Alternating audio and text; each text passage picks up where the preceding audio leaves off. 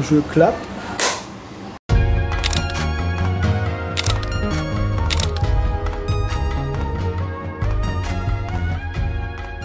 Qui êtes-vous? Bonjour Mathieu, merci de me recevoir pour cette interview. Je m'appelle Valérie Pasquier-Chopgola, je viens de Montpellier et ça fait maintenant 2 ans et demi que j'habite à Ho Chi Minh et que je pratique le métier de photographe. Comment êtes-vous devenue contributrice au Petit Journal?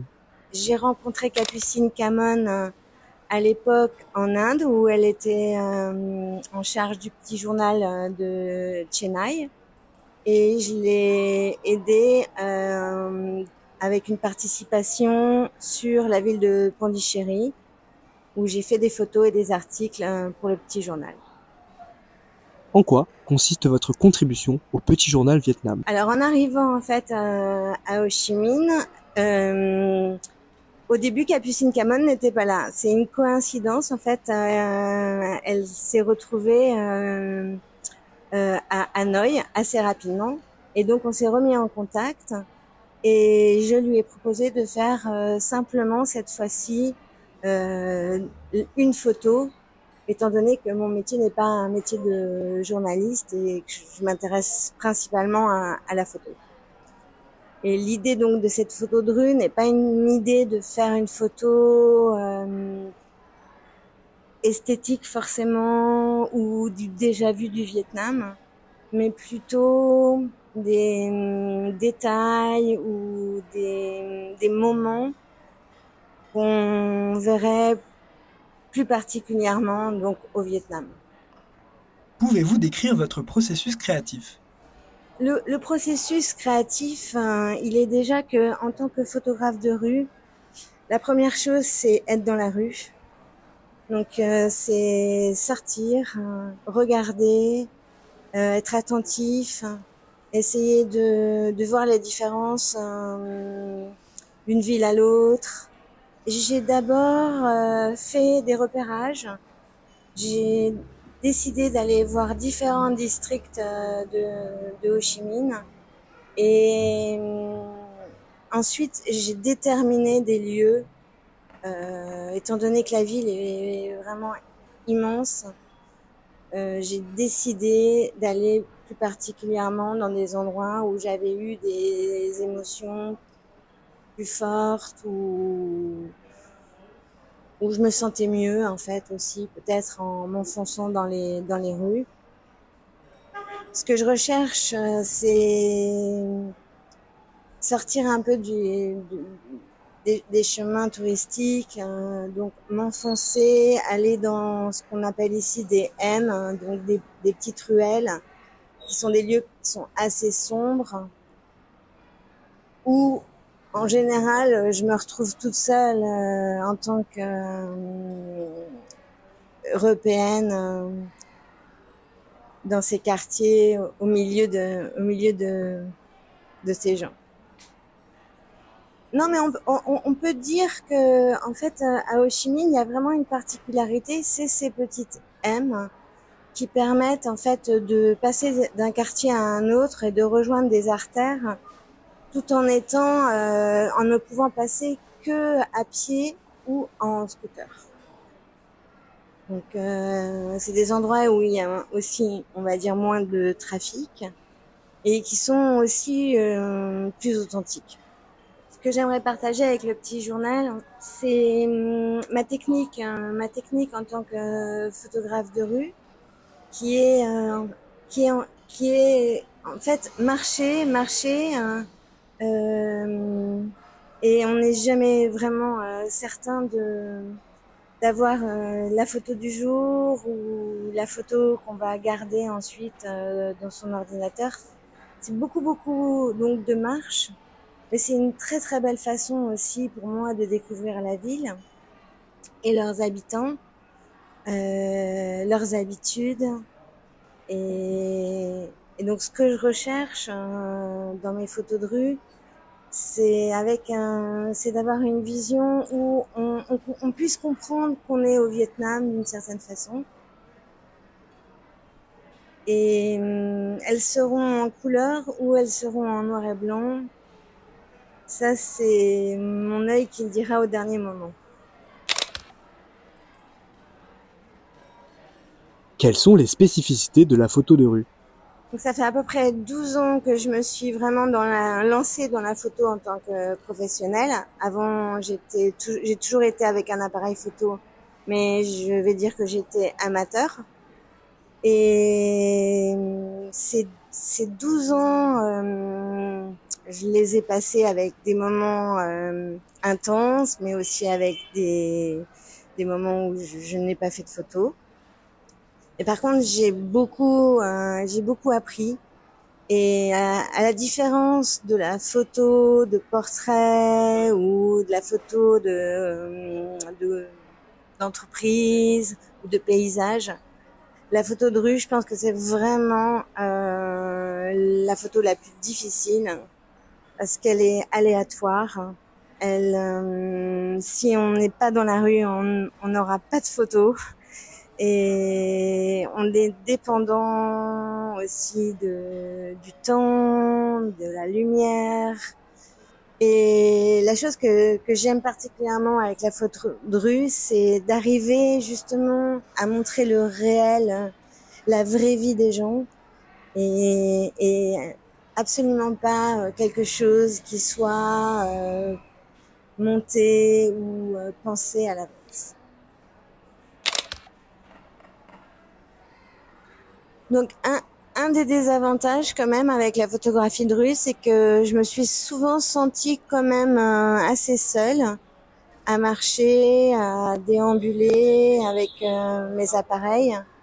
Et ça, je dois dire que c'est le côté un petit peu difficile de cette technique photographique.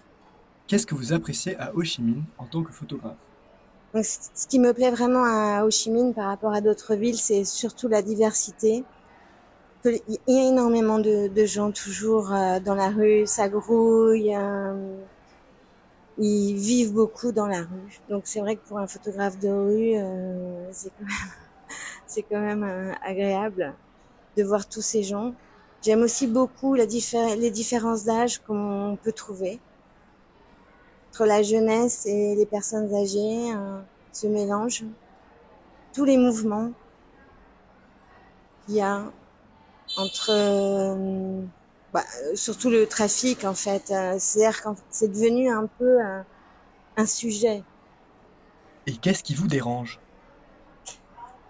La première chose qui me dérange, je dirais, c'est la chaleur, hein, parce que c'est assez dur de tenir toute une journée avec un sac à dos qui est quand même assez lourd et la chaleur qui est à peu près de 33 degrés du matin jusqu'au soir. La deuxième chose, ce serait la pollution, je pense, parce qu'il y a des endroits où je me suis retrouvée, où je me suis un petit peu demandé qu'est-ce que je faisais là. Donc, dans ce que j'aime bien, c'est le mouvement, mais effectivement, ça a aussi des désavantages, particulièrement parce que j'ai du mal à trouver un endroit où je pourrais avoir une position où je pourrais rester sans bouger. Il faut toujours se déplacer. Il y a toujours un scooter qui risque d'arriver. Donc on peut pas vraiment rester dans ce que j'appellerais une autre photographie de rue, une photographie de patience, où on attend un instant. On est toujours un petit peu obligé de suivre aussi le mouvement. Donc petit à petit, en me promenant et en découvrant mieux la ville, j'ai vite décidé de me focaliser sur un sujet que j'appelle au milieu des deux roues, où je compte ensuite faire une exposition ou un livre sur ce sujet.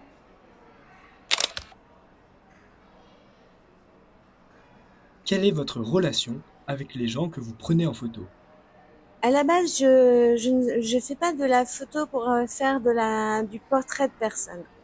Je suis plus à rechercher en fait de l'humain au milieu d'un milieu qui se trouve être la ville, donc les rues. Mais effectivement, il y a des moments, il y a des personnes qui m'attirent plus que d'autres.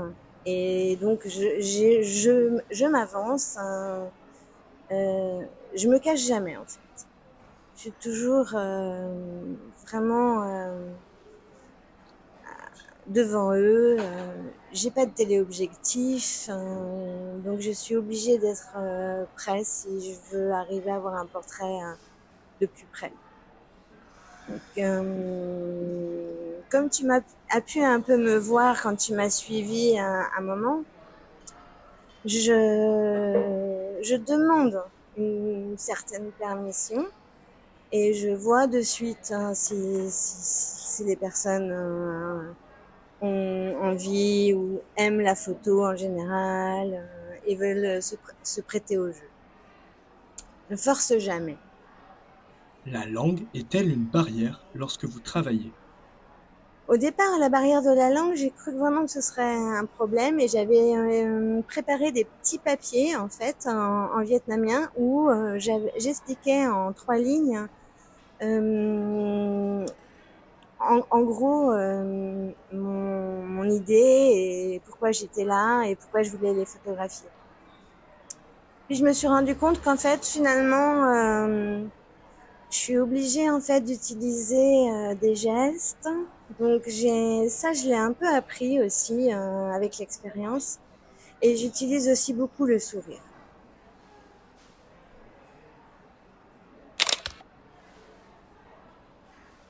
Ho Chi Minh est une ville saturée d'informations. Comment cela affecte-t-il votre travail? Alors le fait qu'Ho Chi Minh soit saturé d'informations, c'est vrai que c'est quelque chose, il a fallu que je m'adapte. Parce que au départ, je cherchais plutôt la photo propre. C'est-à-dire sans trop d'informations. Ici à Ho Chi Minh, il y a énormément donc d'informations. On ne peut pas éviter une photo sans un scooter. On ne peut pas éviter une photo sans publicité. Enfin, c'est très difficile. Et ce qui me dérange peut-être le plus, c'est la saleté. Sentez-vous parfois le besoin de faire une pause? Alors, à force de faire les mêmes endroits et la même ville, on sature à un moment donné. C'est vrai que le fait de devoir toujours regarder, être attentive, il y a saturation à un moment. Et donc j'ai eu quand même la chance de sortir d'Ho Chi Minh et d'aller un petit peu photographier la campagne, ce qui fait que quand je reviens, j'ai à nouveau un œil neuf, on va dire, ce qui compte aussi pour moi. Donc depuis que je suis arrivée en fait à Ho Chi Minh, je n'ai vu que la ville se modifier tout autour de chez moi. Ça n'a rien à voir depuis 2 ans et demi. C'est une ville qui vraiment tous les jours change. Et c'est pour ça que j'ai voulu t'amener dans ce petit café, qui est un petit café historique, qui rappelle un petit peu l'après-guerre et l'avant-guerre, mais et où c'est un petit côté un peu brocante. Il y a beaucoup d'endroits où en fait je photographie et je sens presque que c'est historique. J'imagine que dans 2 ans, ce lieu ne sera plus là. Et donc il y a des photos que je n'aurais peut-être pas faites, mais que je fais en fait d'une façon historique. Donc c'est vrai qu'il y a plusieurs photos dans mon appareil photo. Il y a des fois une photo, je vais la faire justement pour ce côté-là. Ou alors je vais faire une photo qui sera plutôt dédiée pour un magazine. Et puis il y a les photos, ce que j'appelle les photos, celles qui sont mes photos d'émotion, qui que je vais faire, donc que je vais prendre en choix et ensuite les post-traiter pour une expo ou un livre. Argentique ou numérique? Au niveau de ma technique, en fait, comme j'ai commencé par l'argentique, que j'ai appris à développer dans des laboratoires photo en argentique et utiliser des films argentiques, j'ai gardé en fait depuis que je suis passée au numérique la même technique, c'est-à-dire que je vais jamais faire de rafale. J'appuie un petit peu encore comme si j'avais un film argentique à l'intérieur de mon appareil. Et je propose mes tirages fine art, qui sont des tirages en noir et blanc, signés et numérotés, et essentiellement des grands formats. Quels sont vos futurs projets? Donc mes futurs projets par rapport à Ho Chi Minh, ce serait peut-être donc de faire une exposition, sachant que j'en ai déjà fait une petite à l'IDECAF il y a 1 an et demi, et de sortir un livre. Donc là, je vais bientôt donc quitter Ho Chi Minh. Il me reste maintenant encore quelques semaines sur place. Mais ce que j'ai vraiment adoré, ça a été ma collaboration avec le Petit Journal, les rencontres que j'y ai faites. Et je remercie tout le monde du travail qu'on a pu faire ensemble pendant ces 2 ans et demi quand même. Vous allez nous manquer, clairement. C'est gentil. Merci à tous d'avoir regardé cette interview.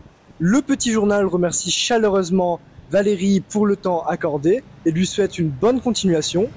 En attendant, nous, on se retrouve très très vite pour un reportage sur ce petit café dans le D1 qui a une histoire, vous le verrez, bien particulière. Merci à tous.